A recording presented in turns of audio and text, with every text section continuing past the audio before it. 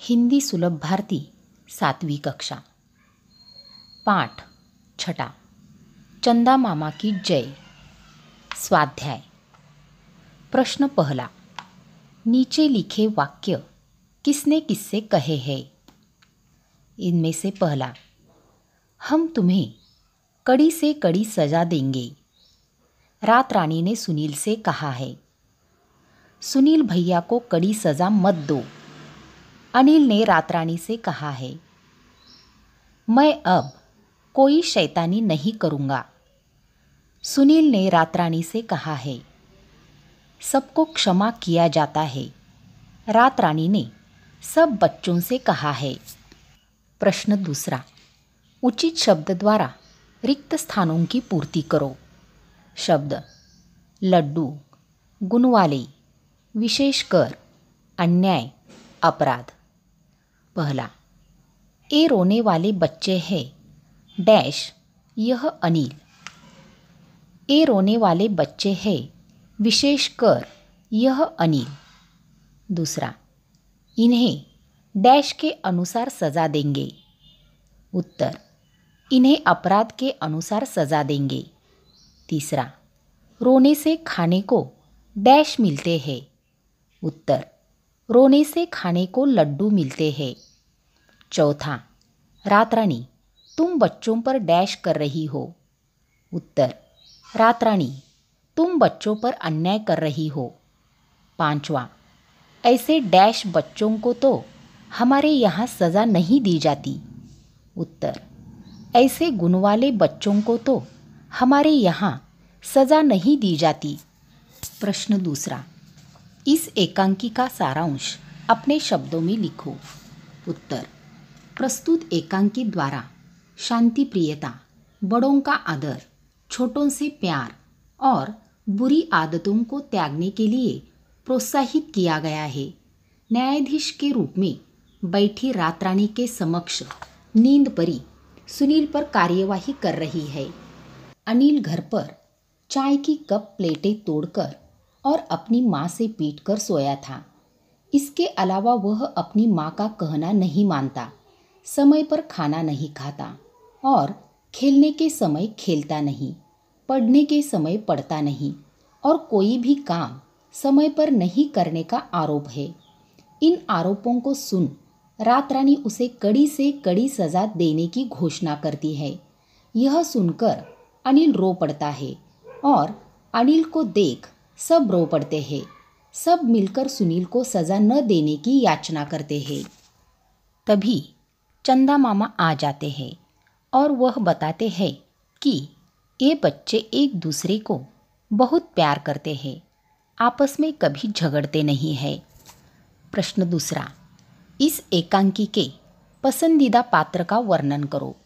उत्तर: इस एकांकी के सबसे पसंदीदा पात्र है चंदा मामा। चंदा मामा सदैव ही बच्चों के प्यारे रहे हैं।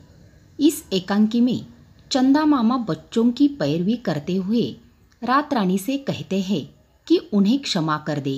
वे बच्चों के लिए कहते हैं कि वे आपस में प्यार करते हैं और आपस में कभी नहीं झगड़ते, और यदि किसी में गुण अधिक हो और अवगुण कम हो तो उसे क्षमा कर देना चाहिए। इस तरह चंदा मामा अपनी न्याय कुशलता का परिचय देते हैं। वे सब बच्चों द्वारा पसंद किए जाते हैं और सब उनकी जय जयकार करते हैं। अगला प्रश्न। नैतिक मूल्यों की सूची बनाओ और उन पर अमल करो।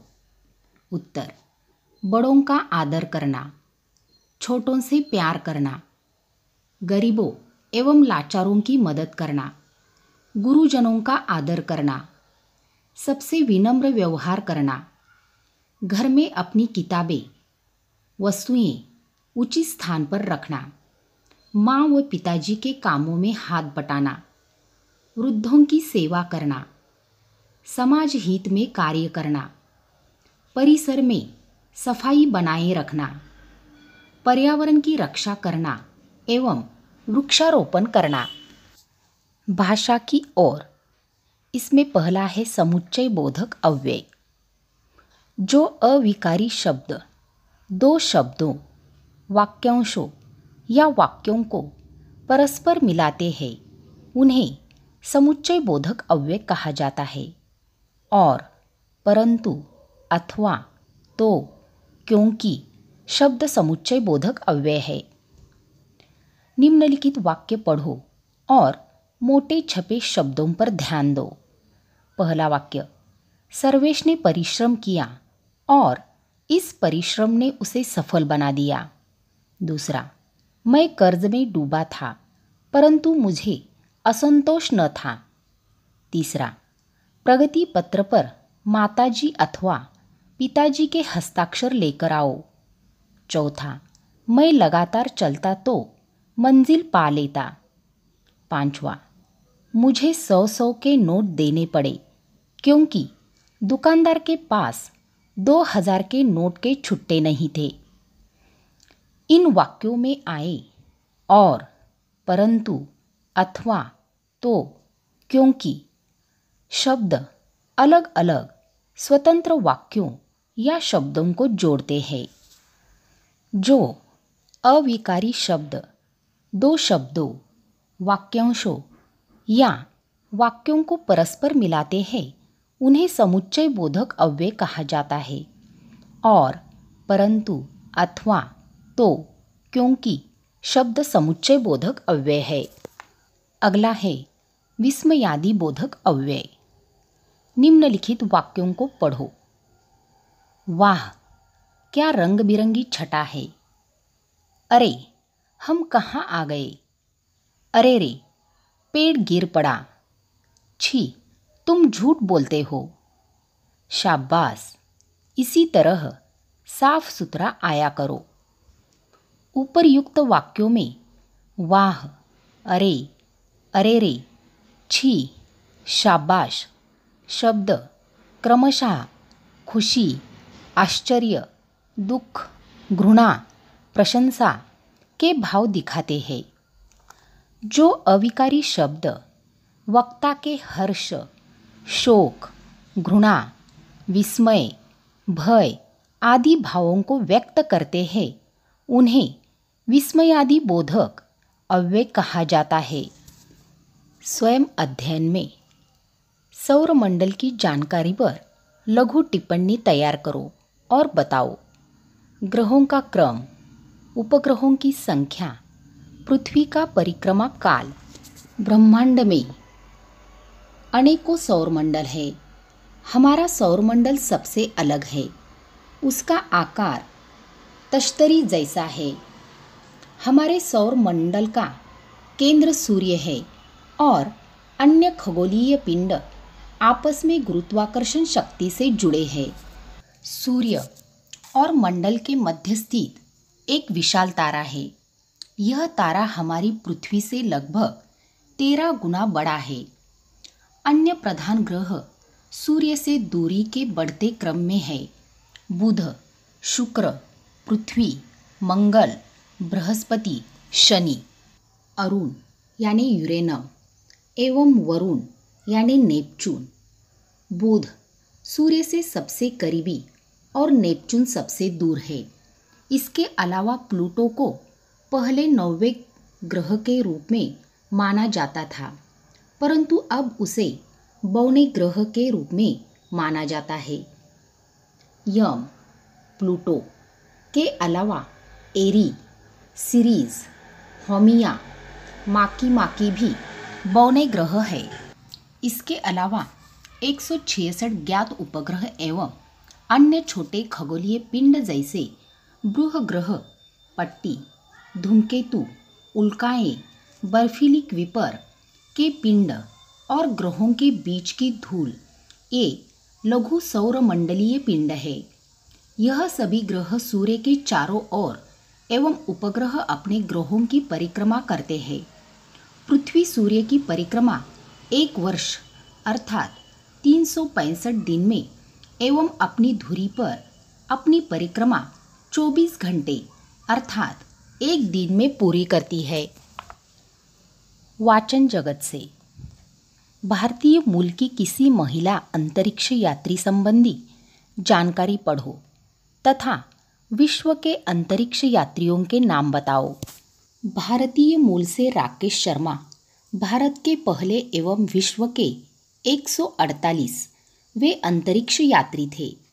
कल्पना चावला अंतरिक्ष में पहुंचने वाली पहली भारतीय महिला थी एवं सुनीता विलियम्स अमेरिकी अंतरिक्ष एजेंसी नासा के माध्यम से अंतरिक्ष जाने वाली भारतीय मूल की दूसरी महिला थे।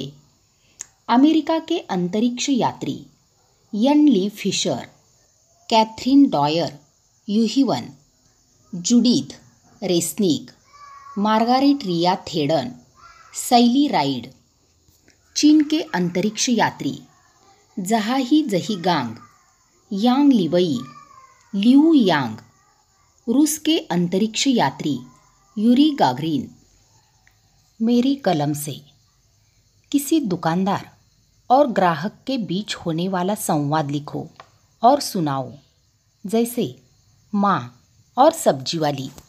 सब्जी वाली, सब्जी ले लो सब्जी, आलू टमाटर गोभी पालक 15 रुपये किलो, मेथी 15 रुपये किलो, ले लो सब्जी ले लो।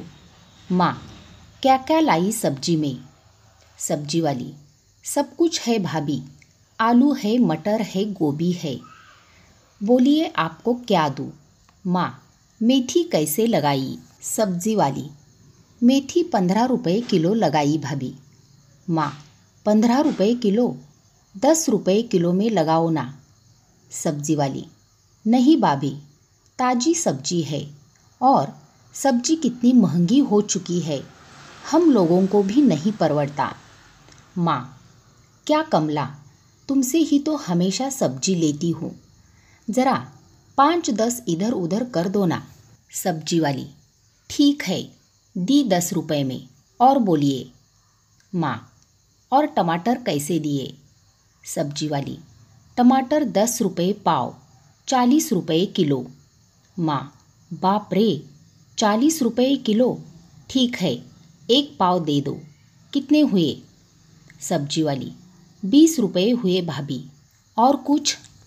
माँ, नहीं, और कुछ नहीं, बाद में आऊँगी, ये लो 20 रुपये।